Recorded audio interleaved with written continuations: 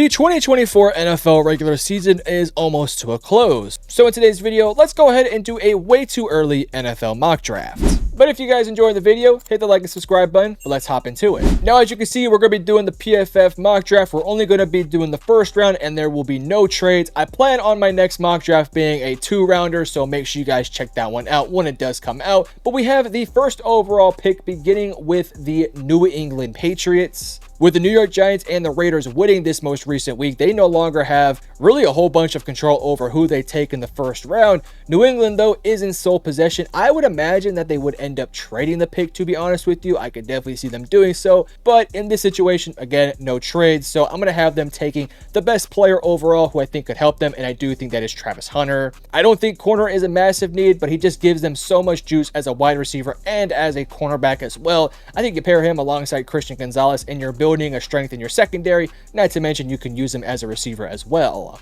Then you have Tennessee. I think Tennessee needs the most pro-ready quarterback in this year's draft, and I do think that is Shedeur Sanders. I just don't think Cam Ward is a finished product. I think he probably needs at least 2 to 3 years to seriously develop, and I don't think Tennessee and their players want to wait 2 to 3 years. And that's kind of why I just don't see Cleveland taking Cam Ward. I think Cam Ward would be a fun fit for the team, but truth be told, they're bringing back Deshaun Watson next year, so I just don't think it's very likely that you're going to want to groom Cam Ward alongside Deshaun Watson because of all the stuff with Deshaun Watson going on. So I think you'd probably take the best player available in a positional need. This team has a lot of question marks with the offensive line. I don't think a 3rd overall pick is worth it, so in a ideal scenario, maybe they would trade down. I also do like the idea of taking Ted McMillan here because of what he can bring alongside Jerry Jeudy, but kind of similar here. I just don't think I would take him at pick number 3 because he just doesn't get the separation, which I guess Jerry Jeudy's kind of good at. You could potentially take Abdul Carter, who could be somebody who could help replace Myles Garrett if he were to get traded. But in this situation, I'm just going to take the best available offensive lineman, and in my opinion, it's Kelvin Banks. And then that leaves the New York Giants, who do need a quarterback, and I think they're going to take Cam Ward. Now, I think there might be some people who think that this is a little bit of a questionable pick because why would the Giants take Cam Ward over why the Cleveland Browns wouldn't? My personal opinion is this. I think the Giants have an infrastructure that's pretty suitable for somebody like Cam Ward to go in day one and have some success with. The offensive line wasn't that bad this year. Sure, they could use a right tackle, but it's not that big of a deal right now. They have Tyrone Tracy. You have Malik Neighbors. If they bring back Darius Slayton, you got Slayton. You also have an offensive-minded head coach in Brian Daboll. Whereas for the Cleveland Browns, you don't have a good offensive line. You don't have a good running game. And your only good wide receiver is just Jerry Jeudy right now. Sure, the Giants have more question marks defensively, but they're really, in my opinion, like a really good corner, a really good tight end, and a really good right tackle away from actually being a pretty good team. So for Cam Ward, he could develop alongside Brian Daboll and Malik Neighbors and so on and so forth. I just think it's a slightly better fit. Jacksonville's on the clock. They need to add some help to their secondary. Will Johnson would provide that as well. You could go Mason Graham, who I think is the better player, but I think their secondary needs a lot of work. Then that leaves Carolina, and they kind of get to pick whoever they want. Maybe they want to give Bryce Young even more help with Ted McMillan, though I kind of think he fills in with what Xavier Legette already does. So I'm going to pick between Abdul Carter and Mason Graham. I think Mason Graham is a better player, but this is a team that could really use somebody who can get pressure on the quarterback, and if you want that, I think Abdul Carter has the highest upside to be a 15-plus sack a season type of guy, which is pretty high praise. I don't think he'll be that guy, but he could get close to it. New York is on the clock. Could they go quarterback here? Maybe, but I think they would likely take those guys in the 2nd round. By the way, I kind of think Dylan Gabriel is going to end up being a 1st-round pick. I'll just say it right now. Just don't think he'll fall here to pick number 7. I can see them potentially trading back into the 1st round to take them. But Mason Graham is on the board, so you go ahead and take Mason Graham because of how talented the guy is. Las Vegas is on the clock. Not going to take a quarterback here, even though potentially taking a Milroe or a Gabriel could be fun. I don't think you would do so. Ashton Genty's on the board, so we'll take Ashton Genty. Chicago, pretty simple. They need offensive line pretty bad. No Kelvin Banks, so I'm going to go with Will Campbell, who I think has the flexibility to play both guard and tackle. Then you get to New Orleans. They could really use help on the offensive line and defensive line. Obviously, last year they took the tackle, so maybe this year you are more inclined to take an edge rusher. I think if you want to find somebody who can give you a little bit of extra juice, be a bit better at pressuring the quarterback, maybe not as good as a run stuffer, but still a really good player, would be Mykal Williams. I just like him a tad bit more as a pass rusher over Nick Skouerton.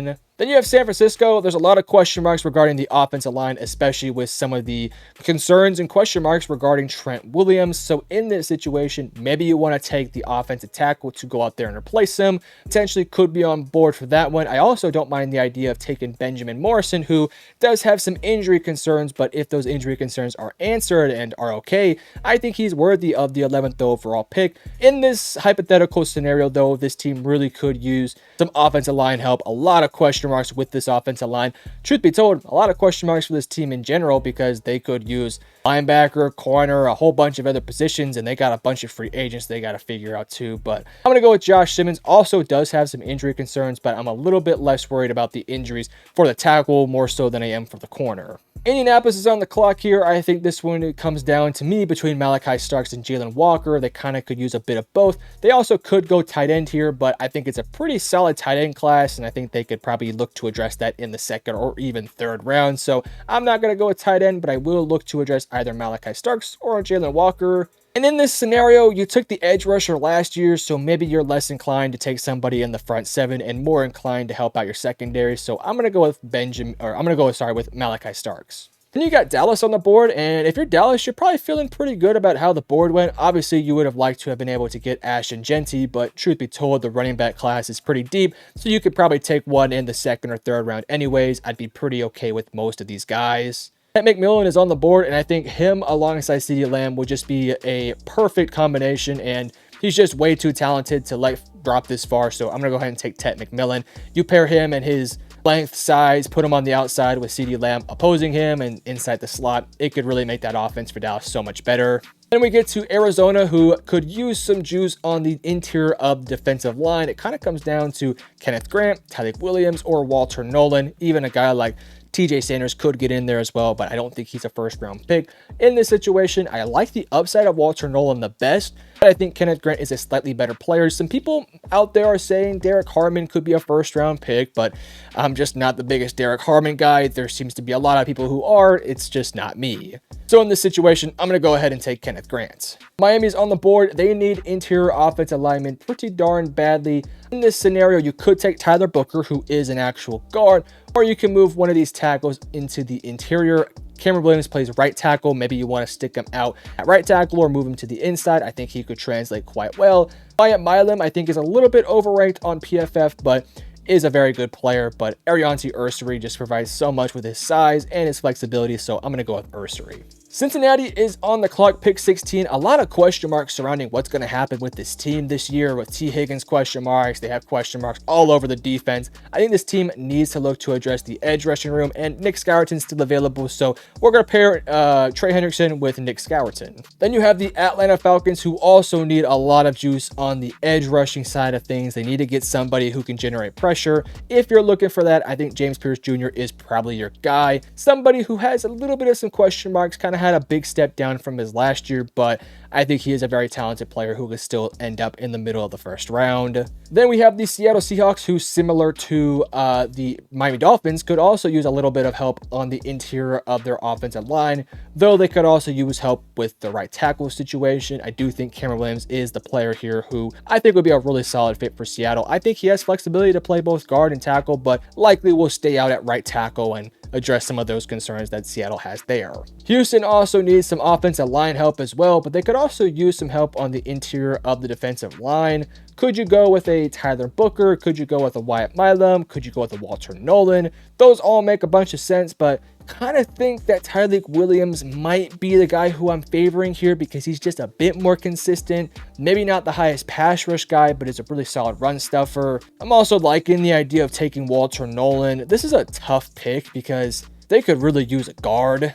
And if you take Wyatt Milam, he can fill in at both tackle and guard. And if you want to keep Titus Howard at guard, you can put him there, or you can stick him back out at tackle. This is a tough one because they could also look to address that in the offseason. It's a pretty deep interior defensive line as well as offensive line class, but it's a little bit thin in the interior of the offensive line. So I'm going to go with Wyatt Milam here, who's somebody who I think could play on the interior of the offensive line just as well as he does as a tackle. Denver's on the board. They could really use some help in the receiving corps alongside Cortland Sutton. Luther Burden somehow fell at pick 20, so I don't think you'd think too hard about it. Tampa Bay could really use some juice on the edge rushing room. I like Shamar Stewart here as somebody who is massive, can play on the inside and outside, but Jalen Walker provides them a fix for linebacker, which they do have some question marks, while also giving you somebody who can blitz the quarterback at a pretty high level. I wouldn't necessarily say he's the greatest pass rusher, but as a linebacker, he does have some capabilities to do so. If somebody like James Pierce Jr. was available, he might be the pick here. I just don't think that Shamar Stewart gives that team much juice in terms of a pass rusher. I mean, 2 sacks, 2 sacks, 2 sacks. He's, I think, 290 pounds, so should likely maybe gain a few more pounds to play more of an interior. I'm going to go with Jalen Walker to give them a linebacker as well as some help in rushing the quarterback. Chargers are on the board here, and as much as I think Emeka Egbuka would be such an ideal fit for this team, I just don't think that Harbaugh is going to take an Ohio State wide receiver. He might be a bit more inclined to take the Michigan tight end, but this team has a bunch of question marks with their edge rushers because Khalil Mack might not be coming back, and Joey Bosa has been injured for most of his career these past few years. There is a lot of names in the edge rushers who I think are very good. Basically, everybody from like Jared Ivey up on this list, I think could be first-round picks, but I just think that this team needs to be a bit more aggressive in taking some wide receiving help alongside Ladd McConkey. I don't think it's going to be a Emeka Egbuka, but I think it could be an Alec Ayamanor or a Colston Loveland. Michigan connections, though, we're going to go ahead and take Colston Loveland. Let's not think too hard about it. LA could use a answer at both corner and tackle, and somehow Benjamin Morrison is still here. Again, injury concerns, but if the concerns with the injury aren't that big, and if he passes all the tests, I do think he's going to be a first-round pick. I think he's a special talent. It's just going to come down to, are the injuries that severe? Moving to Green Bay, they could also use some help on the offensive line, similar to LA, but I think a bigger need for this team might be looking to give Jair Alexander a little bit of help in the cornerback room. Also, the interior of the defensive line could be interesting. For me, this one comes down to three players: Siobhan Revel, Tyleik Williams, and Walter Nolan. Walter Nolan's going to give you a bit more juice as a pass rusher, but is a bit inconsistent. Tyleik Williams is a high upside player, but maybe not the greatest pass rusher, but a really solid run stuffer. Siobhan Revel is absolutely massive. He's 6'3", 193. Really solid corner who I think would pair very nicely alongside Jair Alexander. To me, I don't really care who they take. I think all three of those players make a bunch of sense, but I am ultimately going to go ahead and take Siobhan Revel here. If you want to go interior defensive line, that also makes plenty of sense as well. Pittsburgh's on the clock. Outside of George Pickens, that receiving core has really not a whole lot of juice to it. Yes, you took Roman Wilson last year, but he has been non-existent, so I think you're probably going to take Emeka Egbuka here. Washington is very interesting because they could also use a little bit of juice in the edge rushing room. Questions of whether or not Dante Fowler will return. He's having a really, really good year. But at the same time, you got some question marks in the receiving core. Outside of Terry McLaurin, there really isn't anybody who is a consistent threat. And then, you got Zach Ertz, but he's getting older, so maybe you go with the Tyler Warren. But I actually like the idea of taking Alec Ayamanor. 6'2", 210 pounds, back-to-back years of really high productivity for Stanford, so we're going to take him as somebody who can play alongside Terry McLaurin. Then we got the Baltimore Ravens. I think they should probably look to address their secondary. I've been taking Jahdae Barron here a couple times because I just really love his flexibility, so I'm going to switch things up. I'm going to take Trey Amos, but I would be a bigger fan if they took Jahdae Barron. Then you have the Philadelphia Eagles. They could use some juice in the edge rushing room.